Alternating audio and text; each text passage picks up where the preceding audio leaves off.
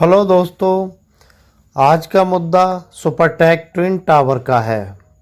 और ये मामला क्या है, ये काफ़ी लंबे समय से चर्चा का विषय बना हुआ है और इन दोनों टावरों को गिराने की 21 अगस्त 2022 दिनांक तय की गई थी, लेकिन कुछ कारणों की वजह से इस दिनांक को थोड़ा सा पीछे हटाकर 28 अगस्त 2022 कर दिया गया।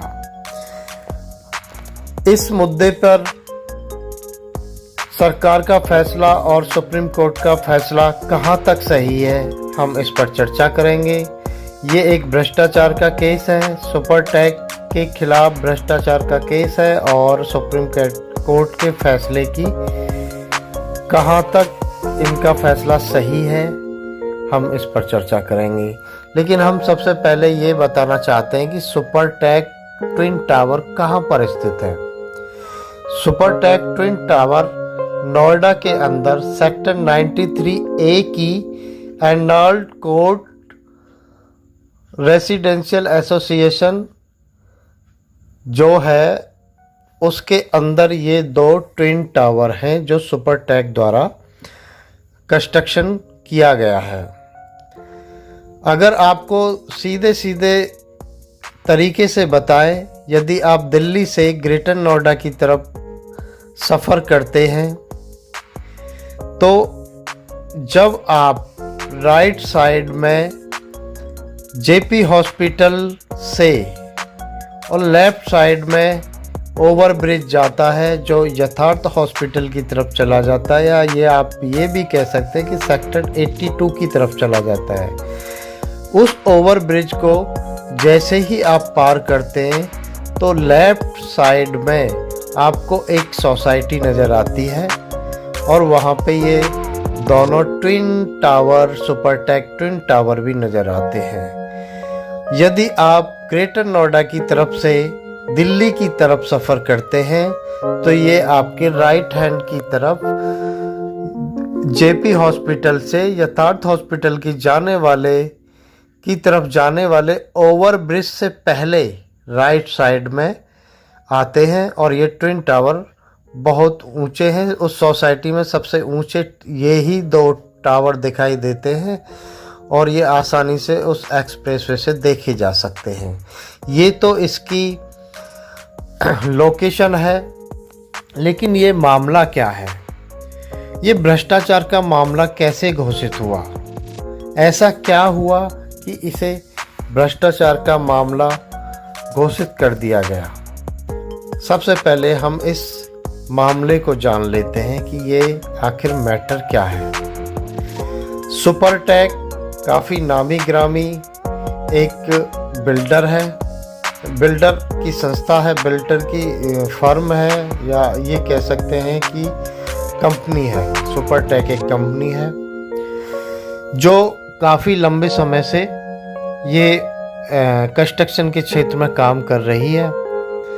और एर्नाल्ड कोर्ट जिसकी हम बात कर रहे हैं, जहां ये ट्विन टावर हैं, इसका कंस्ट्रक्शन का काम 2004 में हुआ था और नोएडा अथॉरिटी ने सुपरटेक को यहाँ पे रेसिडेंशियल फ्लैट बनाने की परमिशन दी थी और ये कुछ जगह अलॉट की थी।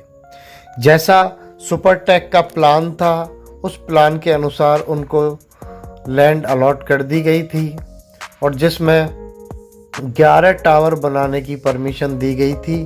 और 11 टावरों के साथ साथ उसके अंदर जो प्लान था गार्डन का, पार्किंग का, आपका स्पोर्ट्स ग्राउंड का, ये सब जो प्लान था उसके तहत ये सब लैंड अलॉट की गई थी। और जब 11 टावर बन के तैयार हुई, लोग यहाँ पे अपना फ्लैट लेने के लिए आए तो उनको गार्डन, पार्किंग, बहुत स्पेस दिखाया गया और फ्लैट लेने के लिए उनके मन को आकर्षित किया गया। जब लोगों ने देखा कि यहाँ पे सुविधाएं बहुत अच्छी हैं और लोगों ने यहाँ पे फ्लैट लेना शुरू कर दिया और ऊंची ऊंची कीमतों में सुपरटेक ने अपने फ्लैटों को बेचा और उनका रजिस्ट्रेशन भी अथॉरिटी के अंदर हुआ। जब पूरे 11 टावर में जितने भी फ्लैट थे, जब सारे ऑक्यूपाई हो गए, सारे पोसेशन दे दिए गए, सबका रजिस्ट्रेशन कर दिया गया, तब यहाँ से शुरुआत होती है सुपरटेक के भ्रष्टाचार की। जो लोगों को उन्होंने गार्डन और पार्किंग का जो स्पेस दिखाया था, गार्डन और पार्किंग के स्पेस को घेर करके यहाँ पे 2 ट्विन टावर का कंस्ट्रक्शन स्टार्ट कर दिया गया। वहाँ के निवासियों ने इसका बहुत विरोध किया और वो अथॉरिटी में भी इसकी कंप्लेन कर चुके थे, लेकिन सुपरटेक ने पैसे के दम पे वहाँ के अधिकारियों को भी खरीद लिया। जब निवासियों ने देखा कि अथॉरिटी हमारी कंप्लेन के आधार पर कोई भी कार्रवाई नहीं कर रही है, तो उन्होंने उस वक्त की जो सरकार थी, प्रदेश सरकार थी, उनको अपनी कंप्लेन की, लेकिन वहाँ की सरकारों को या तो सुपरटेक ने पैसे से खरीद लिया या कुछ और वजह थी, वो तो हम नहीं बता सकते, लेकिन वहाँ की उस वक्त की सरकारों ने भी इस मामले में कोई दखलंदाजी नहीं दी और ये ट्विन टावर बन के तैयार हो गई। लेकिन ये अभी रेडी टू मूव नहीं थी, उससे पहले ही इसमें प्रदेश सरकार का हस्तक्षेप शुरू हो गया और उत्तर प्रदेश के हाई कोर्ट से इन टावरों को अवैध घोषित कर दिया गया। फिर ये मामला सुप्रीम कोर्ट में जाता है। सुप्रीम कोर्ट भी इन दोनों टावरों को अवैध घोषित कर देती है और इनको गिराने का आदेश जारी कर देती है। लेकिन इससे पहले भी सुपरटेक ने इस दोनों ट्विन टावर से फ्लैट बुकिंग करने के आधार पर 150 करोड़ का प्रॉफिट कमा लिया था। यानी कि कंस्ट्रक्शन होने के बाद में जो बुकिंग की गई थी, बुकिंग का इन्होंने 150 करोड़ की कमाई कर ली थी। अब बात आती है कि इस दोनों ट्विन टावर को गिराने का आदेश तो हो गया, लेकिन जिन लोगों ने इनमें फ्लैटों की जो बुकिंग की थी उनके पैसे का क्या? अब बात आती है, एक सवाल और खड़ा होता है कि ये ट्विन टावर इस सोसाइटी के अंदर सबसे ऊंची है और दूसरे शब्दों में अगर कहा जाए तो आज तक भारत में कोई भी इमारत इतनी ऊंची एक साथ विस्फोट से नहीं गिराई गई है। मेरा कहने का मतलब है कि ये पहली 2 ट्विन टावर ऐसी हैं जो गिराए जाने वाली भारत की सबसे पहली और ऊंची टावर है।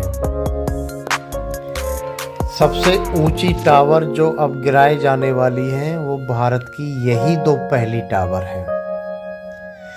जब ये दोनों टावरें गिराई जाएंगी तो जो आसपास की जो फ्लैट्स हैं, रेसिडेंशियल फ्लैट हैं, उन पर इसका क्या असर पड़ेगा? नुकसान तो आसपास रहने वालों को ज़रूर होगा। इस सब को भी ध्यान में रखते हुए सुप्रीम कोर्ट ने इन लोगों को मुआवजा देने की घोषणा की है और जो ट्विन टावर के अंदर फ्लैट बुक कर चुके हैं उन लोगों को उनका पैसा लौटाने की भी घोषणा की है। लेकिन अब सवाल एक ये उठता है कि सुप्रीम कोर्ट ने तो आदेश कर दिया, लेकिन आप ये बताएं कि जो कोर्ट आदेश करता है वो ज़मीनी स्तर पर क्या लागू होता है? सुपरटेक ने तो इन टावरों के गिरने से अपने को दिवालिया घोषित कर दिया है। उसने तो अपना माली हालत ख़राब बता दी है। क्या वो इन लोगों का पैसा वापस लौटाएगा? जिन लोगों को नुकसान होगा क्या उनको मुआवजा मिलेगा? इस बात की क्या गारंटी है कि सुपरटेक इनका पैसा लौटा देगा? अगर सुपरटेक इनका पैसा नहीं लौटाता है तो इन लोगों का तो आर्थिक नुकसान हुआ, इसकी भरपाई कौन करेगा? मुझे तो नहीं लगता कि सुप्रीम कोर्ट के आदेश पर इमारतें तो गिरा दी जाएंगी, लेकिन सुपरटेक जिन लोगों का आर्थिक नुकसान हो रहा है उनका पैसे की भरपाई कर देगा। या अगर आप ही सोचें कि क्या ऐसा है जिसकी आर्थिक स्थिति अब खराब है, कागजों में, मैं नहीं कहता सुपरटेक के पास पैसा है नहीं जो देगा नहीं, मैं ये नहीं कहता हूँ। मैं तो ये कहता हूँ कि सुपरटेक के पास पैसा है, वो आसानी से दे सकता है, लेकिन पेपर में, रिकॉर्ड्स में तो वो आर्थिक नुकसान दिखा करके, अपनी माली हालत ख़राब दिखा करके और दिवालिया घोषित हो जाएगा। फिर वो इन लोगों की पैसे की, आर्थिक नुकसान की भरपाई कैसे करेगा? हम किस आधार पर उससे भरपाई करवाएंगे? अगर गवर्नमेंट, सरकार इस चीज़ की जिम्मेदारी ले तो सुप्रीम कोर्ट का और सरकार का फैसला काफ़ी हद तक सही है।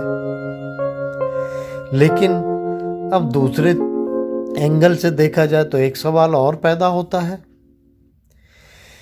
कि मैंने माना सुपरटेक ने भ्रष्टाचार किया, उसके खिलाफ कार्रवाई की गई, सरकार का हस्तक्षेप हुआ, निवासियों ने भी कंप्लेन की और उस पर कार्रवाई भी हुई और इसके खिलाफ आदेश भी आया और हम इस आदेश का सम्मान भी करते हैं।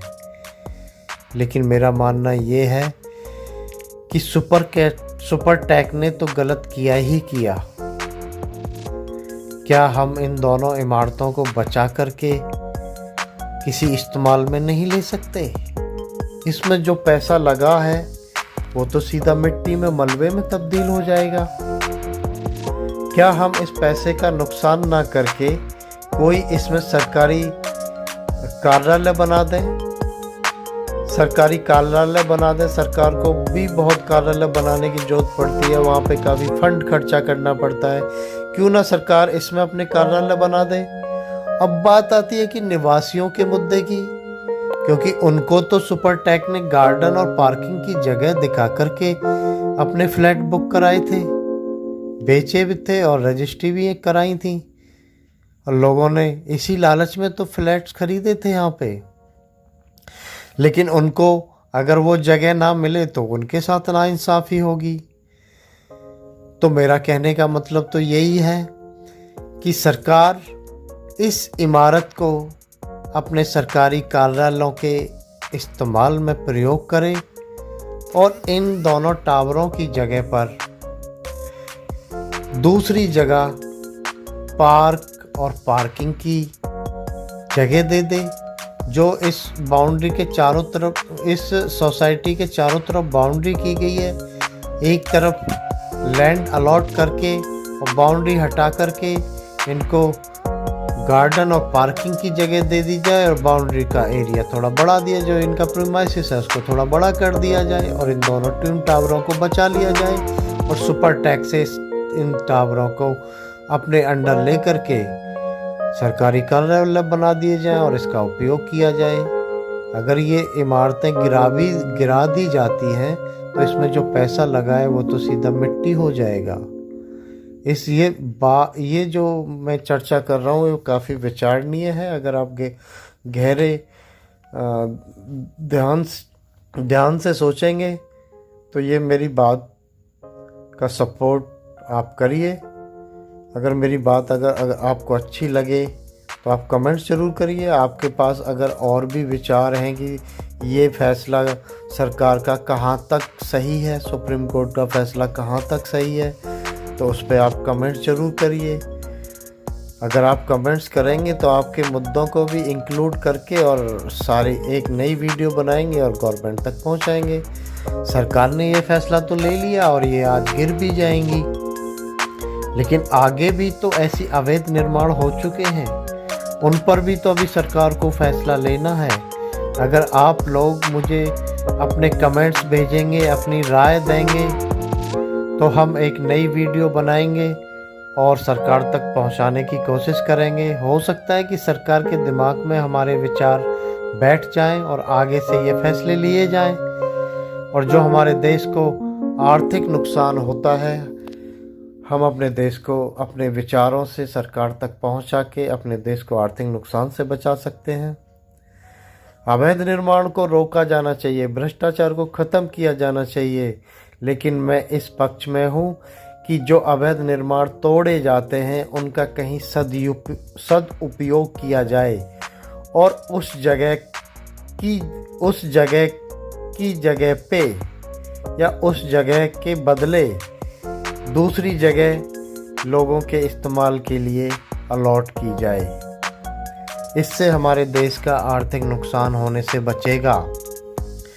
और जब इस सरकार से पहले या इस सरकार के समय में जिन अधिकारियों ने इस अवैध निर्माण की परमिशन दी है उन अधिकारियों पे सख्त से सख्त कार्रवाई की जाए। अगर आप मेरे विचारों से सहमत हैं तो मुझे कमेंट्स ज़रूर करें, और अगर आप मेरे से सहमत नहीं हैं तब भी कमेंट्स करें, और अगर मेरे विचारों से अलग आपके कुछ और भी विचार हैं तो भी कमेंट्स करें। मैं सबके कमेंट्स पर विचार करके अगली वीडियो तैयार करूंगा। मैं चाहता हूं कि मैं सभी लोगों के विचार लेकर के और अच्छी से अच्छी एक वीडियो तैयार करूं और सरकार तक उस वीडियो को पहुंचाऊं, और उसमें सरकार के लिए संदेश हो। जो आप लोग मुझे कमेंट्स करेंगे वो सारे संदेश मैं उसमें इंक्लूड करूंगा और सरकार तक वो वीडियो पहुंचाऊंगा कि हमारे देश का जो ये आर्थिक नुकसान हो रहा है, हमारे देश के आर्थिक नुकसान से कैसे बचा जा सकता है। और हम सरकार के इस फैसले का भी सम्मान करते हैं कि भ्रष्टाचारियों के खिलाफ ये सरकार कदम उठा रही है, लेकिन कुछ फैसले ऐसे भी हैं जो देश हित में नहीं है। हम चाहते हैं कि भ्रष्टाचारियों के खिलाफ कार्रवाई हो, लेकिन देश के आर्थिक नुकसान को भी बचाया जाए। सुप्रीम कोर्ट कोई अगर आदेश करती है तो वो ज़मीनी स्तर पर लागू भी हो। जैसे कि इन्होंने इस ट्विन टावर को ध्वस्तीकरण का आदेश दिया, वो तो लागू किया जा रहा है और 28 तारीख को आज के दिन ये दोनों ट्विन टावर ध्वस्त भी हो जाएंगी। 9 से 12 सेकंड में ये मलबे में तब्दील हो जाएंगी। लेकिन जो फैसले लोगों के जो आसपास के रहने वाले निवासी हैं उन लोगों के आर्थिक नुकसान को लेकर लिए गए हैं, मुआवजे देने की बात, जो लोग इन ट्विन टावर में अपने फ्लैट बुक कर चुके हैं उनके आर्थिक नुकसान की भरपाई, ये इस बात की भी सुप्रीम कोर्ट और भारत सरकार और प्रदेश सरकार गारंटी ले कि इन लोगों को गारंटी के साथ ये पैसा मिलेगा। अगर ऐसा होता है तो हम सरकार का तहे दिल से, सरकार के और सुप्रीम कोर्ट के आदेश का तहे दिल से सम्मान करते हैं, और हम आगे के लिए ये भी चाहते हैं कि सरकार भ्रष्टाचारियों पे सख्त से सख्त कार्रवाई करे, लेकिन जो इमारतें गिराकर आर्थिक नुकसान किया जा रहा है, इस आर्थिक नुकसान को बचाया जाए और इन इमारतों का सदुपयोग किया जाए। जिन जगहों के ऊपर ये विवाद शुरू होते हैं, जिस जगह के खिलाफ निवासियों की कंप्लेंट्स आती हैं, उनको वो सुविधा दूसरी ज़मीन अलॉट करके प्रदान की जाए। अब आप लोगों से मेरी यही विनती है कि आपके जो विचार हैं सरकार के फैसले को लेकर, भ्रष्टाचार को लेकर, सब अपने अपने विचार कमेंट्स में ज़रूर डालें, और मैं सबके विचारों को इकट्ठा करके एक नई वीडियो बनाकर सरकार तक पहुंचाने की कोशिश करूंगा। इस वीडियो को अंत तक देखने के लिए आप सबका धन्यवाद। जय हिंद।